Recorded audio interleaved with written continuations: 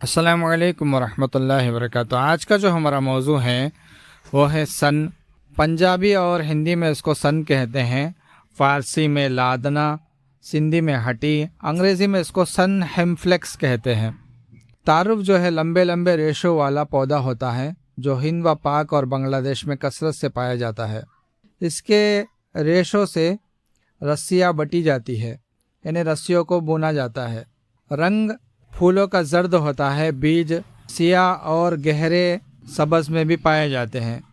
بیجوں کا مغز زردی مائل سفید ہوتا ہے۔ مقدار خوراک، اس کے تخم جو ہے 3 ماشا سے لے کے 6 ماشا تک، پھول 5 تولے تک استعمال کر سکتے ہیں۔ مزاج اس کے جو بیجوں کا مزاج ہے اجلاتی گدی ہوتا ہے اور پھولوں کا مزاج اجلاتی اعصابی ہوتا ہے۔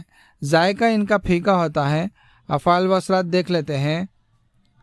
پھول اجلاتی اعصابی ہونے کی وجہ سے ثقیل ہوتے ہیں، یعنی وزنی ہوتے ہیں اور نفاق پیدا کرتے ہیں۔ بیج مدر حیض ہے، اعصاب پر محلل اثر کرتے ہیں اور غدد کے لیے مقوی ہے۔ مولد سودا ہے۔ خواص دیکھ لیتے ہیں۔ ثقیل ہے، نفاق ہے، مدر حیض ہے، مقوی با ہے، مخرج بلغم ہے۔ فوائد دیکھ لیتے ہیں۔ پھولوں کا ساگ پکا کر کھانے سے دست قے رک جاتے ہیں۔ جن لوگوں کو لوز موشنز یا الٹیاں ہو رہی ہو تو اس کے پھولوں کو پکا کر کھانے سے الٹی اور اسی طرح لوز موشنز بند ہو جاتے ہیں۔ اس کے پھول نفاق پیدا کرتے ہیں، یعنی گیس پیدا کرتے ہیں۔ اس کے بیجوں کا سفوف یا شربت استعمال کرنے سے جن عورتوں کا حیض بند ہو گیا ہے کھل کر آنے لگتا ہے۔ اس کے علاوہ بیجوں کو پانی میں پیس کر بالوں کو دھونے سے بال نرم ہو جاتے ہیں اور چمکدار ہو جاتے ہیں۔ اس کا ایک نسخہ ہے، دیکھ لیتے ہیں، شربت مدر حیض کے نام سے۔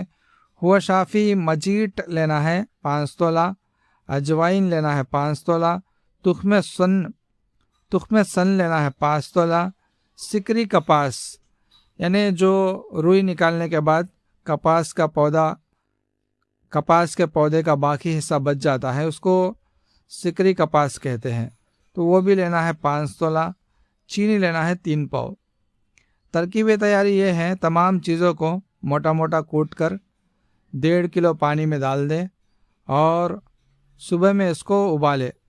جب پانی آدھا رہ جائے تو چھان کر 3 پاؤ چینی ڈال کر اس میں قوام بنا لے، شربت تیار ہے۔